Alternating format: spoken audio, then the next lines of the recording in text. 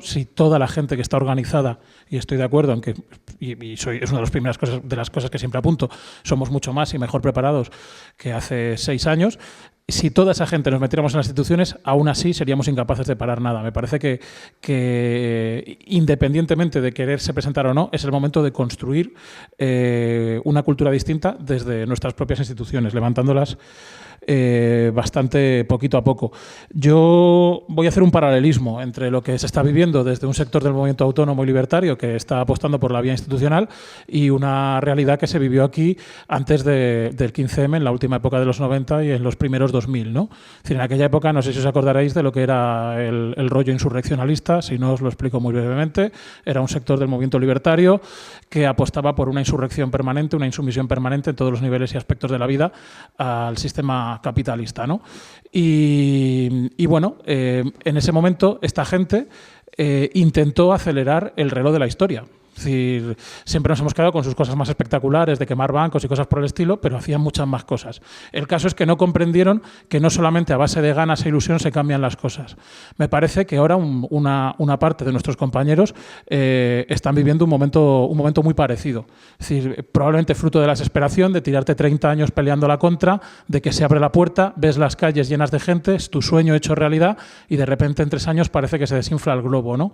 Y en ese momento de terror y de pánico miras a tu alrededor y dices, bueno, venga, por aquí. Pero yo pienso que es más la frustración y la euforia producida por el agotamiento que una apuesta sensata y realista. Me parece que están haciendo lo mismo, pero en dirección opuesta que aquellos compañeros hasta hace 6 o 7 años, ¿no? Los movimientos, las asociaciones y los grupos que tienen claras las cosas, que se están organizando, que están creciendo, te pongo el ejemplo de la PA, no está sufriendo un abandono de la gente sigue parando desahucios, sigue organizada. Los miércoles vas a la Asamblea de la Villana, que veo por aquí gente, está petado hasta arriba de gente decidiendo cosas, trabajando, pensando cómo se van a recuperar nuevos edificios. Es decir, eso no está parado porque exista Podemos. Es decir, que por eso que yo creo que hay que pensar, en vez de muchas veces, como se hace, tirar balones fuera, es decir, que el movimiento es débil, no es lo suficientemente revolucionario, la gente no está lo suficientemente concienciada. Es decir, en Madrid, no sé si la marea blanca será revolucionaria o no, pero ha tirado 2 consejeros de sanidad.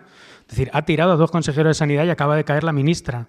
Es decir, que eso no sé si es revolucionario, pero sé que cualquier revolucionario tiene que estar pendiente de eso para saber organizarse con la gente que es capaz de hacer esas cosas, porque los revolucionarios, de luego, no lo habían hecho en todo este ciclo que viene desde la transición. Entonces, yo creo que la clave está en cómo construir formas organizativas que realmente asumen esa dimensión política estratégica de carácter más general, que yo pienso que también tiene que ir acompañada en estos momentos de una reflexión, una participación en el ámbito institucional, y es esa fuerza la que te permite continuar independientemente de ese contexto institucional, que yo creo que no se puede obviar.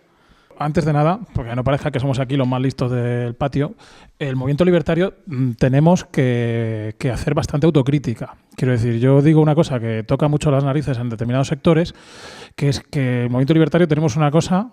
El movimiento libertario, los que nos decimos libertarios, porque las prácticas libertarias han permeado a un sector del ecologismo, a un sector de los movimientos feministas, a otras áreas de la sociedad donde nuestra forma de funcionar está sobre la mesa, ¿no? Pero los que digamos que estamos un poquito más obsesionados con lo de, oye, que lo libertario sigue vivo, que lo libertario tal, tenemos una cosa en común con Izquierda Unida.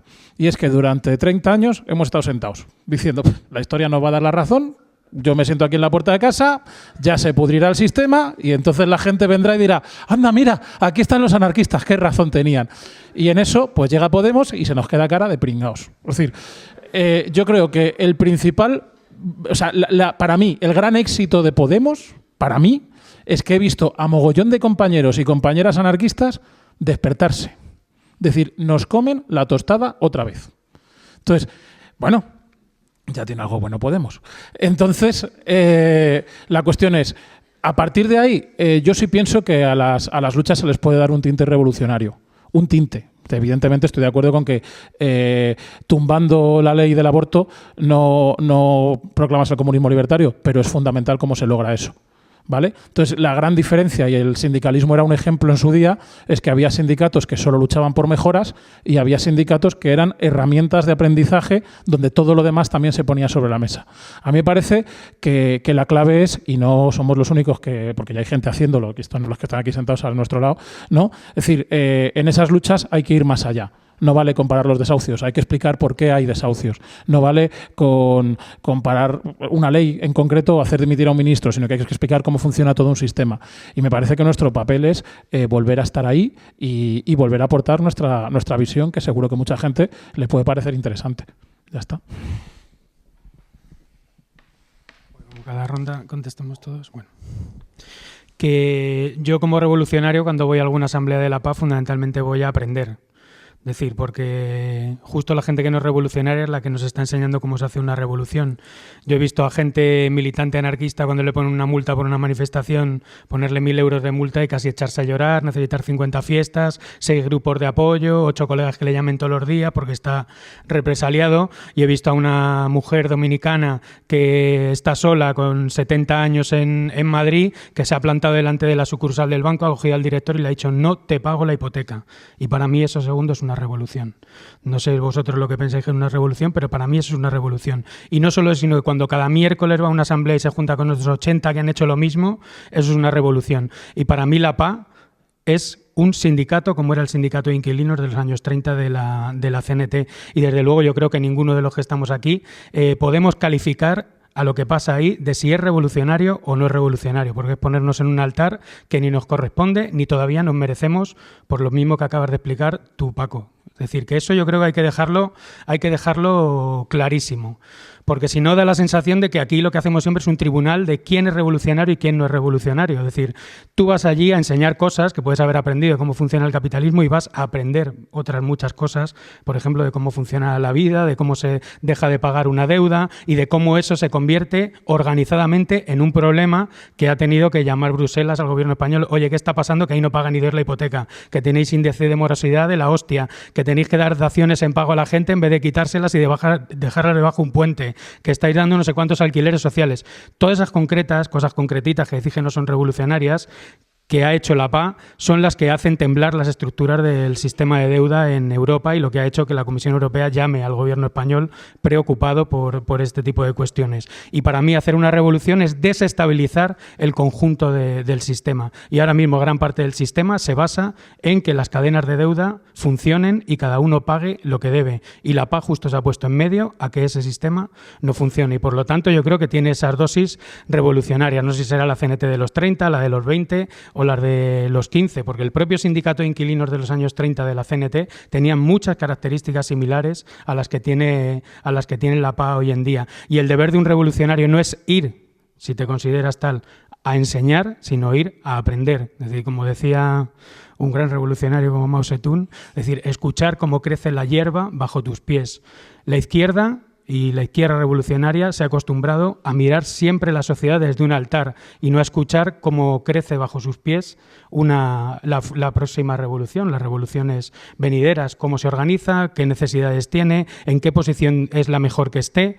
Es decir, pues ahora nosotros, yo creo que esa vía sindical, y entendiendo que yo creo que es la vía que tendría que haber adoptado el 15M, es decir, tomar cosas concretas de la vida cotidiana, de los problemas cotidianos de la gente y ponerse a solucionarlas a través de la lucha colectiva. Esa es la forma de organización sindical. Y por otro lado, como hicieron en otros tiempos también los anarquistas, es decir, que voy a recordar que Fermín Salvochea, que es uno de los grandes del anarquismo español, en Andalucía era alcalde de Cádiz, ¿no? Y presidió el Cantón de Cádiz en la primera República. Es decir, vieron en ese momento esa vía institucional. Es decir, que ahí había esa participación. Igual que muchos de los cenetistas de los años 70, previo a tomar la decisión de que no iban a participar en las elecciones sindicales, eran representantes sindicales elegidos por sus compañeros y compañeras en las fábricas. Es decir, que el asunto es qué funciones tomas, cómo las organizas, qué tareas hay que hacer y cuál es tu papel en esas tareas. Ni estás ni por encima ni por debajo, estás al lado del resto de la gente porque eres uno más.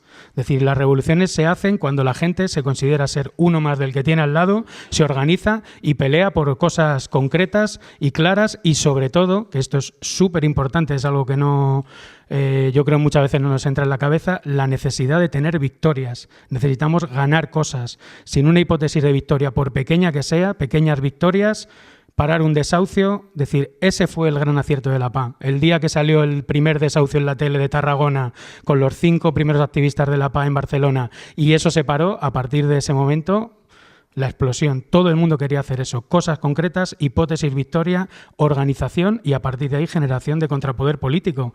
Si es que no... esa es la base del sindicalismo de la PA y por eso funciona. Por eso la PA tiene 200 y pico nodos en el Estado y el movimiento libertario, otros movimientos como podíamos ser los autónomos hasta hace 2 días, pues éramos 4 gatos. Es decir, ese es el tema.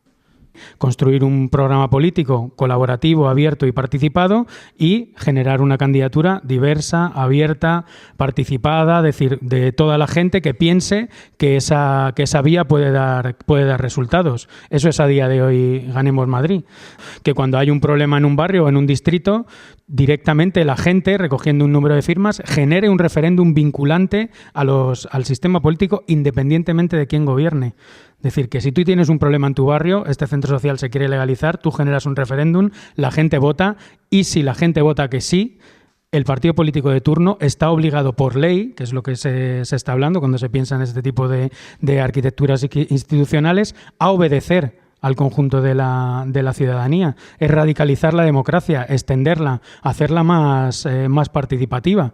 Yo ahí en la Salamanquesa cité al maestro Jedi Yoda y hoy pues voy a citar a Gandalf, que es otro de mis grandes ídolos, ¿no? Claro, es que no elegimos qué tiempos nos toca vivir, sino lo que hacemos con los tiempos en los que nos ha tocado vivir, ¿no? Y nosotros y nosotras somos los que podemos elegir participar una vez más en las instituciones del Estado, algo que se ha intentado con mandatos imperativos, con revocabilidades, con formas diferentes de gestionar el sistema del enemigo, olvidando siempre que es el sistema del enemigo y que nos va a acabar atrapando, o podemos optar por aprovechar este momento que está esta puerta abierta para construir y para trabajar y construir y trabajar en otra dirección distinta, ¿no? Que es por lo que apostamos.